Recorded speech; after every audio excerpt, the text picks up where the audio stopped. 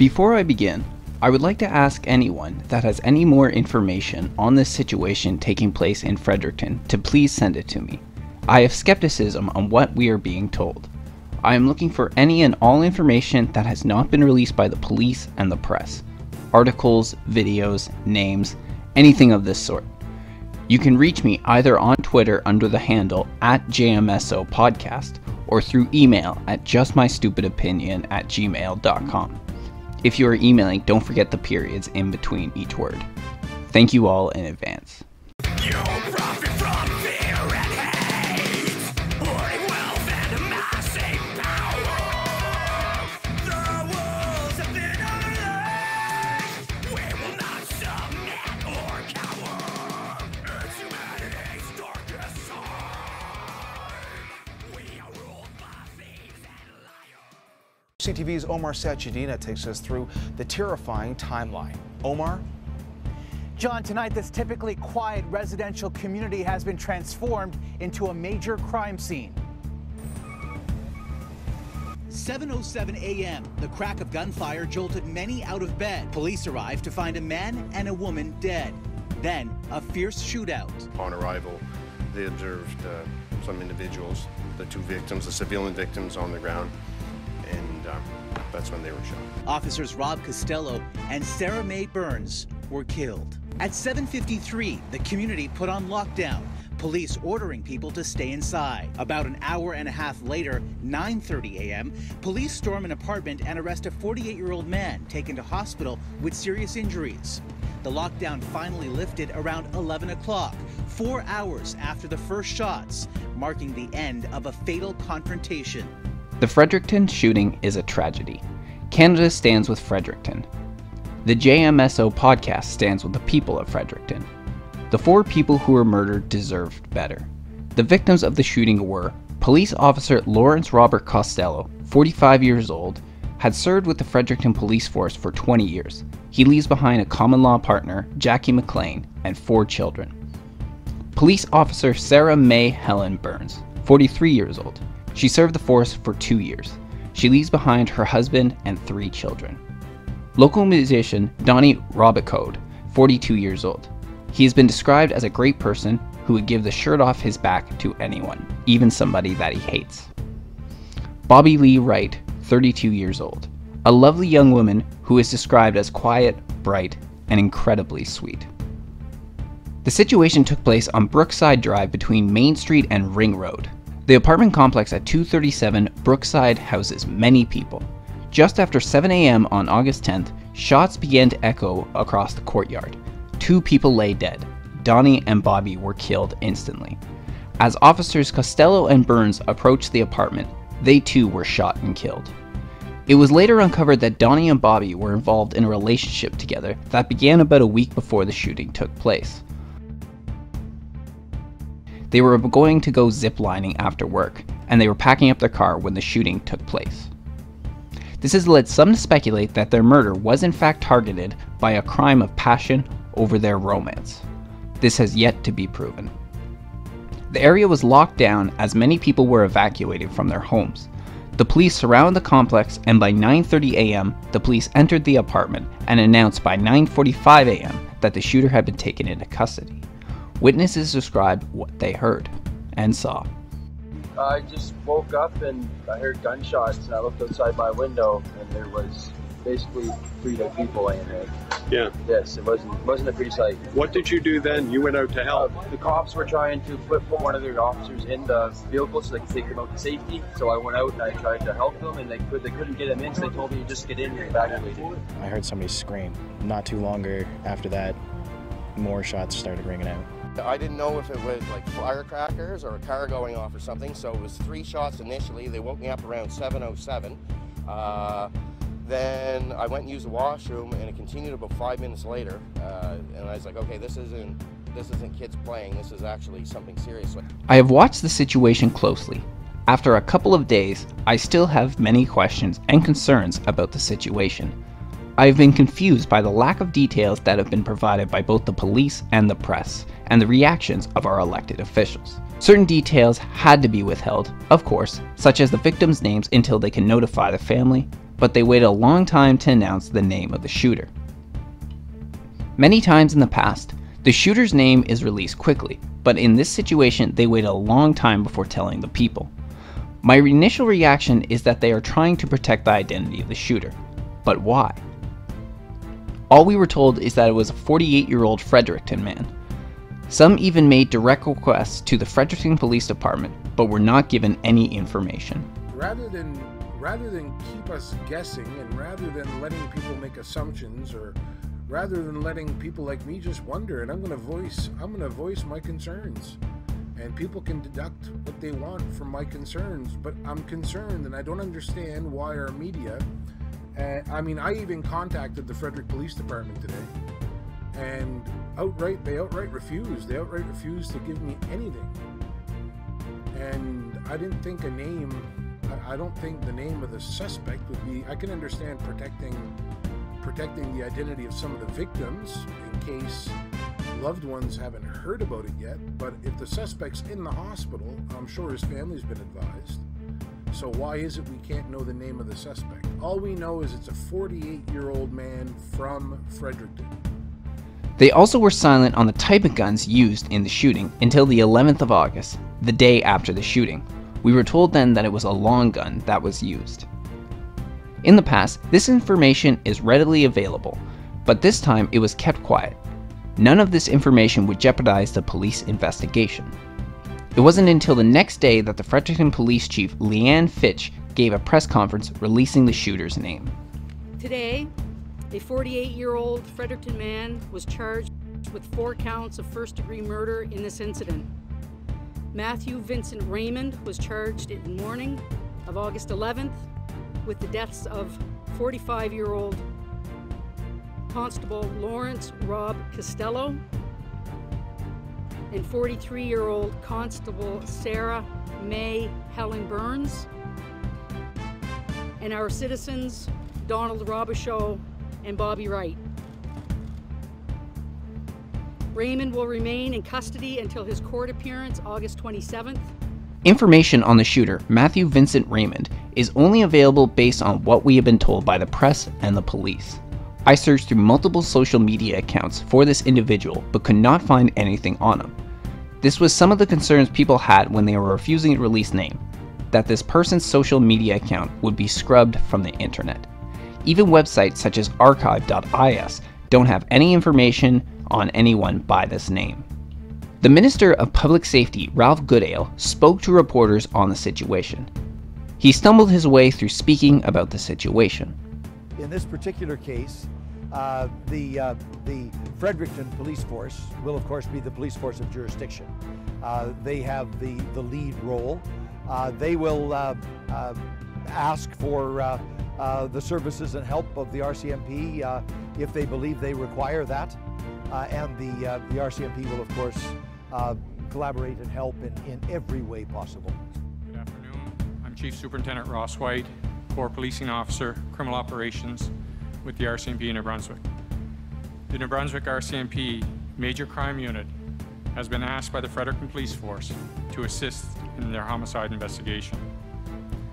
Investigators have begun their work gathering information and speaking to witnesses. As with all investigations, this will be a thorough and professional investigation. So basically, my second question, will the RCMP The lead jurisdiction is the local police force in Fredericton. As the investigation unfolds, they will determine exactly what happened and how it happened and why it happened, and other jurisdictions can be engaged as further information is obtained. At this stage, it's very early. The facts and the details are not known. What we do know is that 4 Canadians are dead, and that is a huge tragedy for the whole country.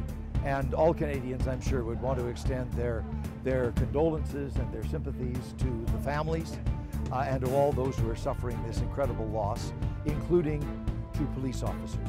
However, at one point he was asked about legislation, and he was quick to jump on this question to talk about what the government has done and what it can do.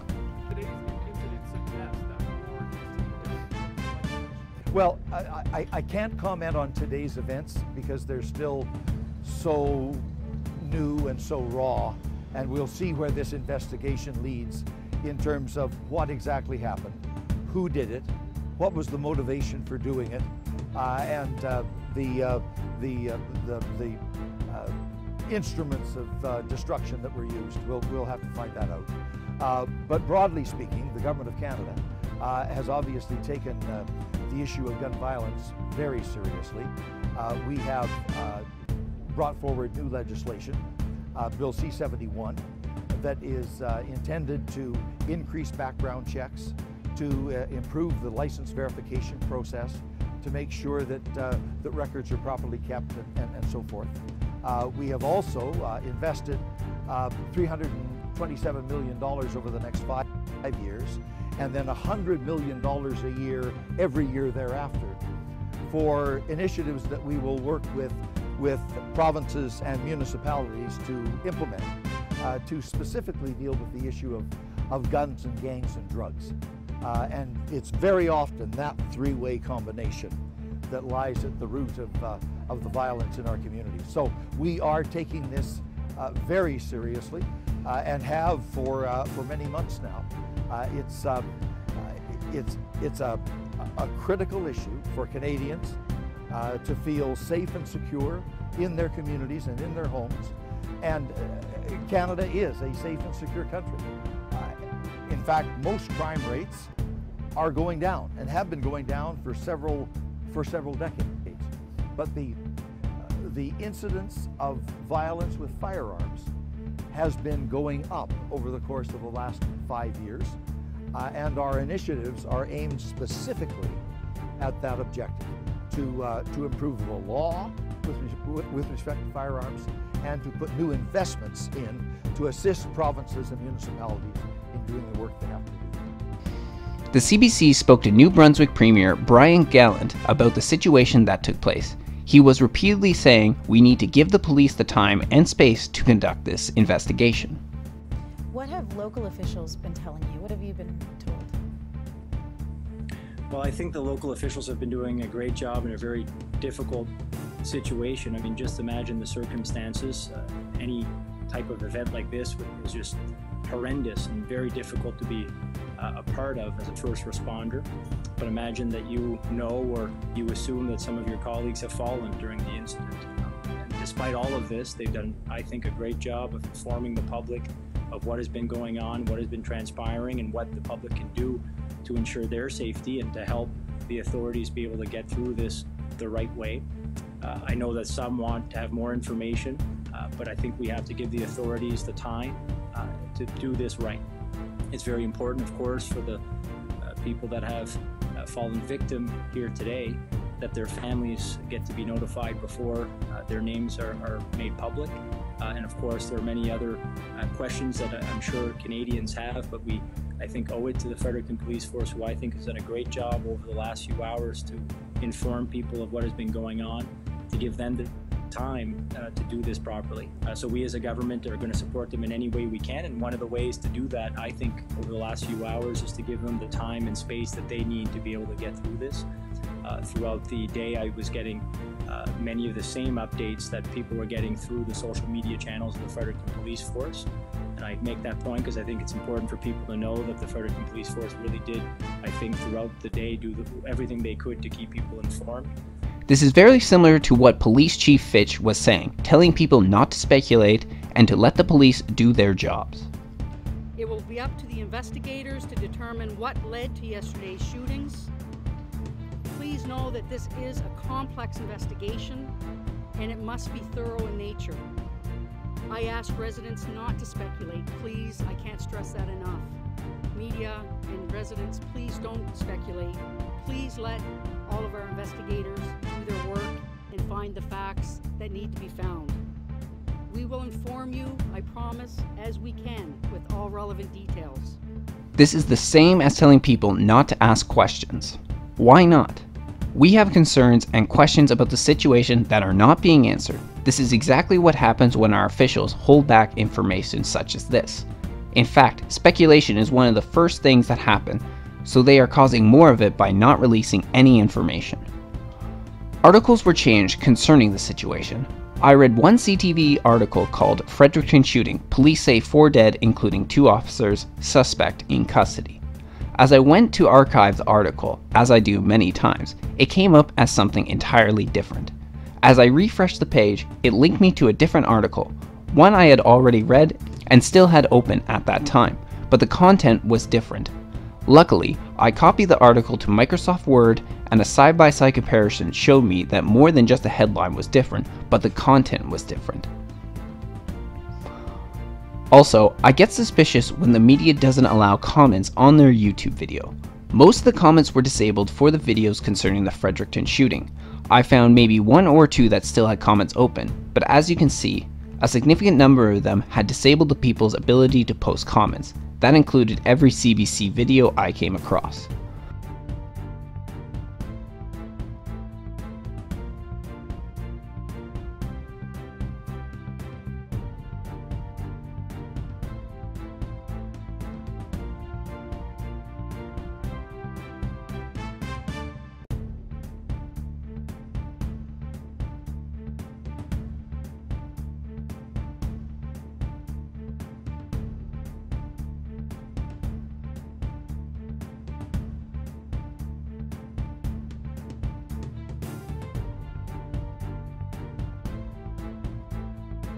On the day of the shooting, the CBC released an article detailing what we know about this shooting. In that article, it stated that the family of the shooter had come forward to say he was suffering from mental illness. This was still before the name of the shooter was released. So did the CBC know the name of the shooter and was refusing to tell us? How could they have already spoken to the family if they didn't know the name of the shooter? It seems to me that important details are intentionally being withheld by the press. This reference to mental illness is similar to what was said about the Danforth shooter, yet this idea fell apart when it was revealed that the Danforth shooter had told a dark-skinned man, "I won't shoot you," meaning that the Danforth shooter was selectively targeting his victims, in that case, white people.